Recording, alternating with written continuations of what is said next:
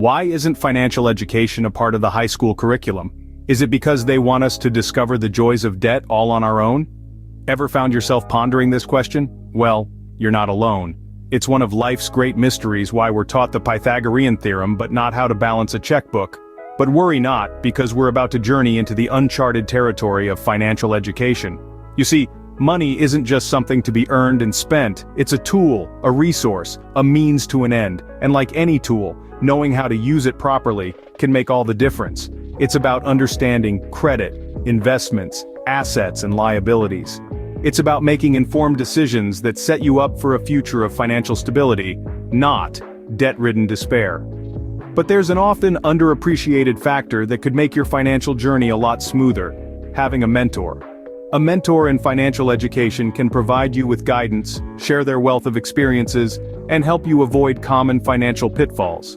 They can be the compass that steers you clear of financial blunders. So buckle up, folks, it's time to crack the code on this money thing. Be sure to listen to the end and take notes on the valuable nuggets you'll hear through this video, including the importance of having a mentor in your financial education journey. Credit card chaos. Credit cards, they're like that one friend who always seems fun at first, but then leaves you with a massive hangover. Let's dive into the chaos that is credit card debt. It's a slippery slope that many of us have slid down, and it's a ride you'd probably want to avoid if you can. But hey, life happens, and sometimes a credit card is just what you need to get by. So, if you're going to dance with the devil, let's at least make sure you know the steps. First things first, the golden rule of thumb for credit cards is not to charge more than you can pay off in 30 days. Think of it as a short-term loan from your buddy. You wouldn't borrow more than you can pay back next paycheck, right? That's how you should treat your credit card. Now you might be thinking, but I have a credit limit of thousands of dollars, surely I can use some of it. Well, sure, if you want to pay a hefty interest. Remember, every dollar you don't pay off within that 30-day period will start accumulating interest. And trust me, those interest rates are no joke. They're like that friend who eats all your chips and still asks for more. But let's say you're disciplined, and you're following the rule of thumb. Even then, it's important to keep track of your expenses. It's easy to swipe here, tap there, and before you know it, you've spent more than you earn. So keep an eye on your spending and don't let your credit card give you a false sense of wealth. And here's a pro tip: use your credit card to build a good credit score. Pay your bills on time, and use your card responsibly. It's like a game of chess with your financial future. Play it smart and you'll be setting yourself up for success. Remember, credit card companies are like your high school crush. They're just not that into you. They're into your money. So be savvy, be smart, and don't let them take more than they deserve. If money is not to be spent, folks, it's like that fancy china your mom only brings out for special guests. Only in this case, the special guest is your future self. Now, I know what you're thinking. But I earned it. I should be able to enjoy it, right? Well, yes and no. There's no harm in enjoying the fruits of your labor, but there's a balance to be struck between enjoying now and enjoying later. Imagine your income like a pie, a delicious mouth-watering apple pie. You don't want to gobble up the whole pie right away, do you? You'll end up with a stomachache and an empty plate. Instead, slice that pie up. Give about half to 3/5 of that pie to your future self. That's right, you heard me, 50 to 60%. This might seem like a lot, but remember, this isn't about depriving yourself. It's about setting yourself up for a future where you're not constantly worrying about every penny. It's about giving yourself a safety net and the freedom to pursue what you truly love without the constant worry of bills and expenses. Now, what to do with that 50 to 60%? You invest it. You make it work for you. You turn it into your own personal army of dollar bill soldiers, marching out there in the world, conquering more territory for you. Investing might sound scary, it might sound complicated, but really, it's about making your money multiply. It's about turning $1 into 2, 2 into 4, 4 into 8. It's about letting your money do the heavy lifting while you sit back and watch your wealth grow. Remember, folks, money is a tool that can build a comfortable life, a secure future, a legacy. But like any tool, it's only as effective as the person wielding it. So get educated, get smart, and make your money work for you. So stop treating your money like it's burning a hole in your pocket. It's not, it's just begging to be invested.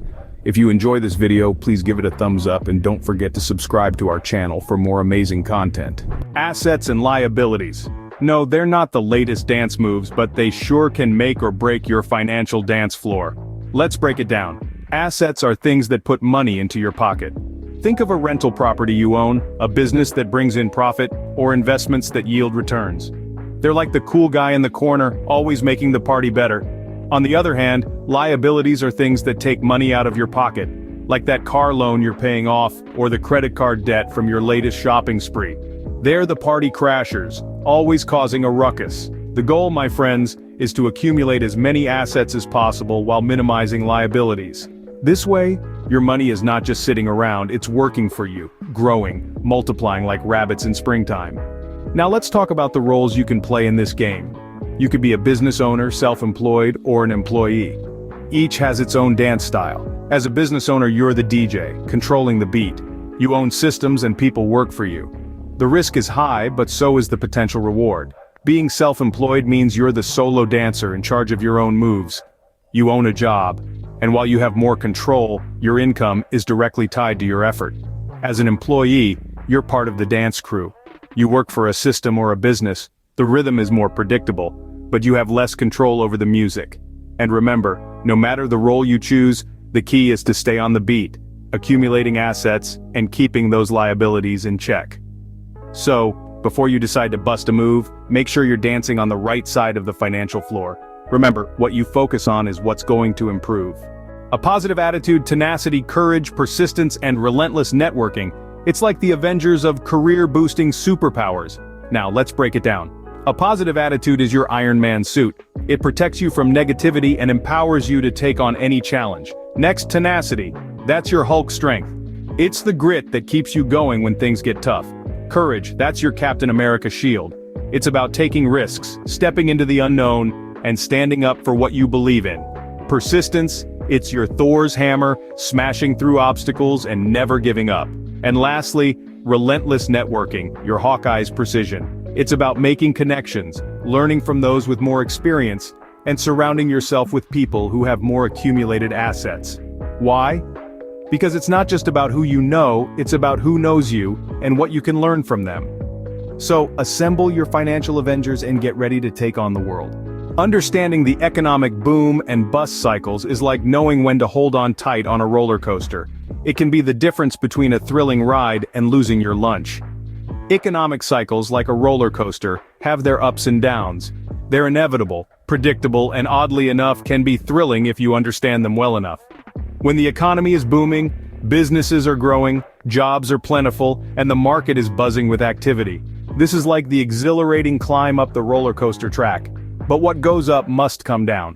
Just like the stomach-churning drop on a roller coaster, the economy too takes a plunge. During a bust, businesses contract, unemployment rises, and the market slows down. It's during these times that understanding the cycle becomes crucial. You see, just as a roller coaster doesn't stop after the first drop, the economy doesn't either. It's cyclical. It's a constant loop of booms and busts, highs and lows, ups and downs.